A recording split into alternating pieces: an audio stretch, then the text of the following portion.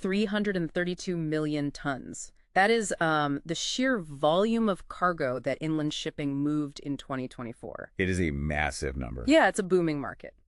But here's the catch-22 for you. If you are a starter looking to buy your first barge, well, the barrier to entry is practically vertical. Oh, absolutely.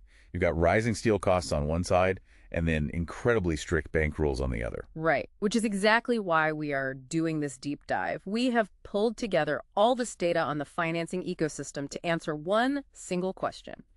How do you fund a multi-million euro vessel without a massive track record? And, to get that solution, you really have to understand the problem first. The old guard, The big banks. yeah, banks like ABN AMRO or Rabobank, they're completely handcuffed by European regulations on capital requirements. Right, they look heavily at historical solvency. Which, by definition, a starter just doesn't have. Yeah. And even if they do say yes, they typically cap financing at 70% of the ship's execution value. Leaving a 30% equity gap. Exactly. And most young entrepreneurs just can't fill that gap with personal savings. So this is where we see a pivot in the data from people-based lending to asset-based lending.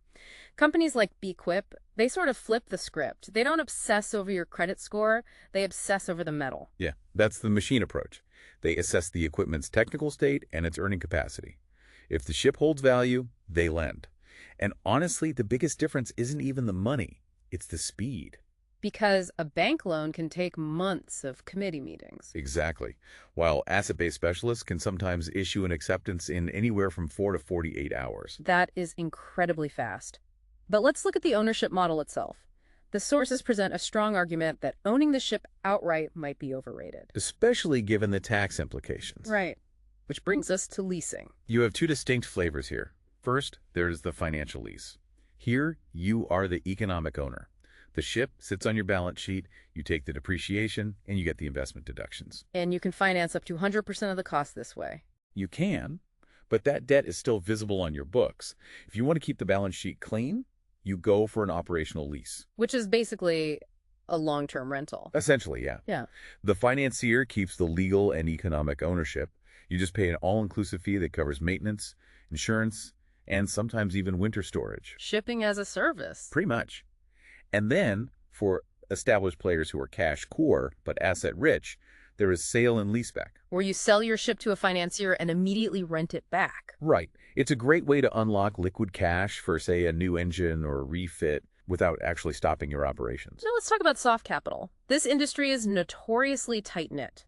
The sources mention peer funding, which feels very specific to the maritime world. It really is unique. It relies heavily on solidarity. You have credit unions like the BKN where skippers are lending to other skippers. Because they understand the risks better than an algorithm. Exactly.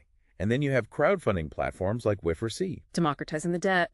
Private investors buying in for just a few €100. Yeah, but usually you need a safety net to make that attractive.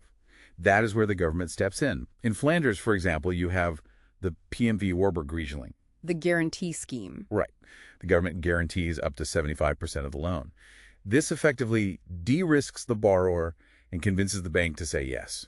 Because if things go south, the state absorbs the blow, not the lender. Exactly. And we can't ignore the green angle here. The sources show this isn't just about saving the planet, it is heavily tied to operational costs. Huge factor.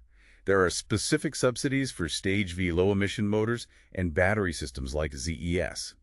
But the kicker is the operational savings. Like achieving a green award. Exactly. If you get that, ports like Antwerp Bruges give you a 10 to 15% discount on port fees. That really adds up over a year. Before we wrap up, we have to touch on the oldest method in the book, hire purchase, or hercoup. The vendor loan. The seller acts as the bank. You pay in installments, but you don't get legal ownership until the very last cent is paid. Sounds risky for the buyer, though. What if the seller goes bankrupt in the meantime? That is exactly why it is strictly regulated.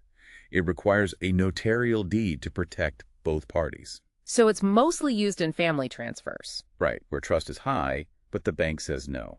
So pulling this all together from the sources, the days of walking into a bank and getting a standard mortgage for a barge are mostly over for starters. The successful strategy now is a financing cocktail. A bank loan for the bulk, crowdfunding for the gap, and wrapped in a government guarantee. Which leads to a final thought for you to chew on. With the rise of operational leases and pay-per-use battery containers, Are we moving toward a future where the skipper isn't a ship owner at all, but just a logistics manager operating leased hardware? It is a massive shift in identity, but financially it might be the only way forward. Definitely something to consider next time you see a barge floating by. Thanks for joining us on this deep dive.